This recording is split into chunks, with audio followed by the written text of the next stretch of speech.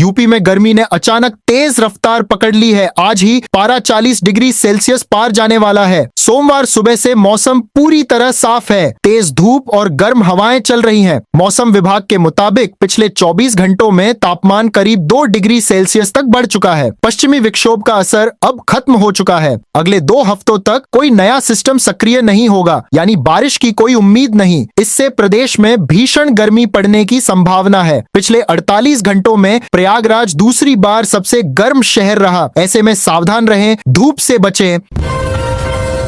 वृंदावन नाव हादसा, 14 की मौत के बाद भी 2 श्रद्धालु अब तक लापता, तलाश जारी। हादसे के बाद रेस्क्यू ऑपरेशन लगातार जारी है। सेना, एनडीआरएफ और एसडीआरएफ समेत करीब 250 लोगों की टीम सर्च में लगी हुई है। लेकिन हैरानी की बात यह है, इतना बड़ा ऑपरेशन होने के बावजूद अब तक कोई सुराग नहीं मिला। तलाशी का दायरा 14 किलोमीटर से बढ़ाकर 20 किलोमीटर तक कर दिया गया है। फिर भी दोनों लापता श्रद्धालुओं का पता नहीं चल पाया। इस दर्दनाक हादसे में अब तक 14 लोगों की जान जा चुकी है। लापता लोगों में एक युवक लुधियाना का है जो पहली बार वृंदावन आया था और भजन मंडली में ढोलक बजाता था। दूसरा युवक फाजिल्का का रहने वाला था जो अपने माता पिता का इकलौता बेटा था और उसके 2 छोटे बच्चे हैं।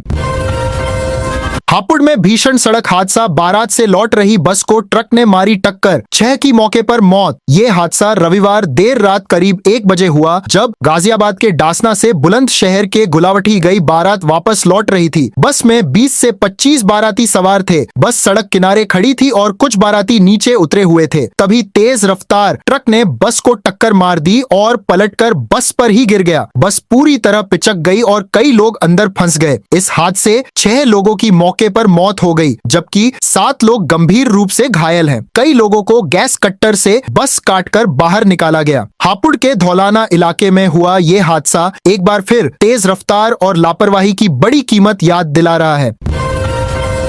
दिल्ली से देहरादून का सफर अब होगा सुपर फास्ट और शुरुआत के 18 किलोमीटर तक टोल भी फ्री। प्रधानमंत्री नरेंद्र मोदी 14 अप्रैल को दिल्ली देहरादून एक्सप्रेसवे का उद्घाटन करेंगे। 212 किलोमीटर लंबा ये एक्सप्रेसवे करीब 12,000 करोड़ रुपए की लागत से 4 साल में बनकर तैयार हुआ है। इस एक्सप्रेसवे का करीब 135 किलोमीटर हिस्सा यूपी से होकर गुजरता है, जिससे यूपी और उत्तराखंड दोनों को फायदा मिलेगा। जंगल वाले इलाकों में इसे एलिवेटेड बनाया गया है ताकि नीचे जंगली जानवर सुरक्षित रहें और ऊपर गाड़ियां तेज रफ्तार से चल सकें। अभी दिल्ली से देहरादून का सफर नेशनल हाईवे 58 से 6 से 7 घंटे में पूरा होता है, जहां करीब 10 जगहों पर जाम मिलता है। नया एक्सप्रेसवे इस समय को काफी कम कर देगा, यानी अब सफर होगा तेज, सुरक्षित और बिना रुकावट। दिल्ली से देहरादून की दूरी अब पहले से कहीं आसान।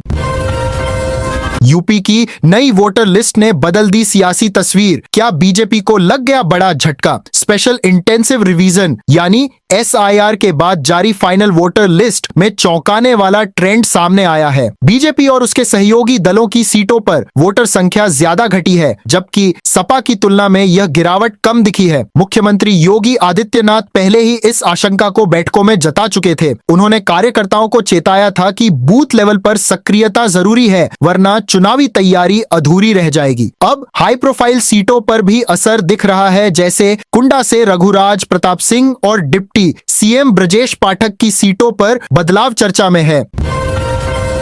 कानपुर के 7 गांव बने मिनी जामताड़ा। 3 महीने की कार्रवाई के बाद पुलिस का बड़ा खुलासा। कानपुर के घाटमपुर इलाके के इन गांवों में साइबर ठगी का बड़ा नेटवर्क चल रहा था। पुलिस ने लंबी फील्ड एक्सरसाइज के बाद एक साथ छापेमारी की। चारों ओर से घेराबंदी कर 20 साइबर ठगों को गिरफ्तार किया गया। ये लोग फर्जी दस्तावेजों से सिम कार्ड और बैंक खाते खोलते थे, फिर देश भर के लोगों को ठगी का शिकार बनाते थे। रठगांव, लक्ष्मणपुर, समाजनगर समेत 7 गांवों में 1,700 से 2,000 की आबादी है, लेकिन कार्रवाई के बाद करीब 80% युवा गायब हैं। गांवों में सन्नाटा पसरा हुआ है। अब ये मिनी जामताड़ा पुलिस के रडार पर है।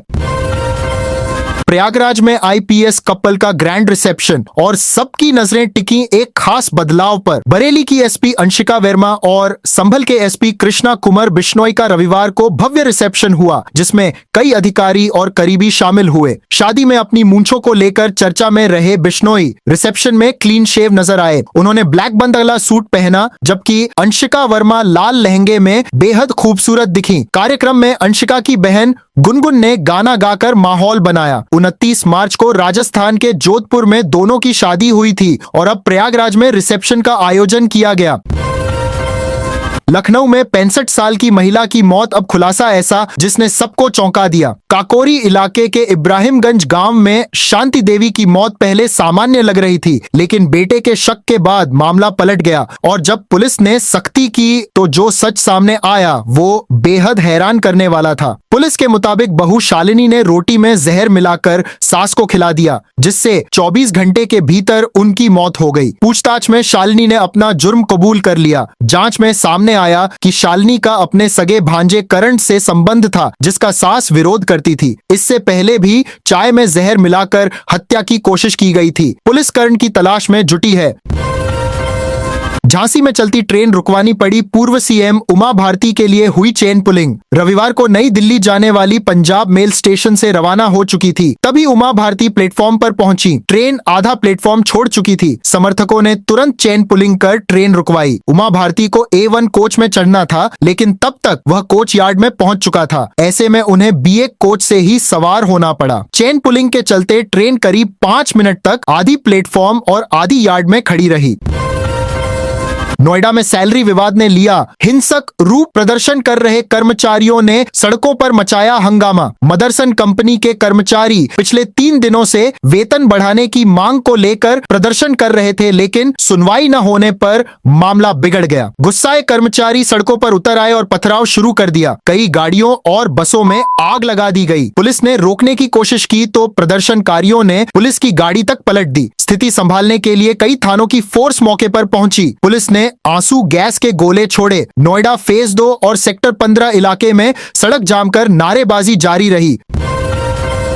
खंडवा में बड़ा खतरा टला। LPG गैस से भरी मालगाड़ी में हुआ लीकेज। रविवार रात करीब 9:30 बजे पनवेल से जबलपुर जा रही भारत पेट्रोलियम की 32 वैगन वाली मालगाड़ी खंडवा स्टेशन के आउटर पर खड़ी थी। जांच में एक वैगन से LPG गैस लीकेज का पता चला। तुरंत अधिकारियों को सूचना दी गई और करीब 3 घंटे की मशक्कत के बाद उस वैगन को बाकी 31 वैगन से अलग कर सुरक्षित दूरी पर आइसोलेट किया गया। एहतियात के तौर पर लीकेज वाले वैगन को गीली बालू और बोरियों से ढंका गया।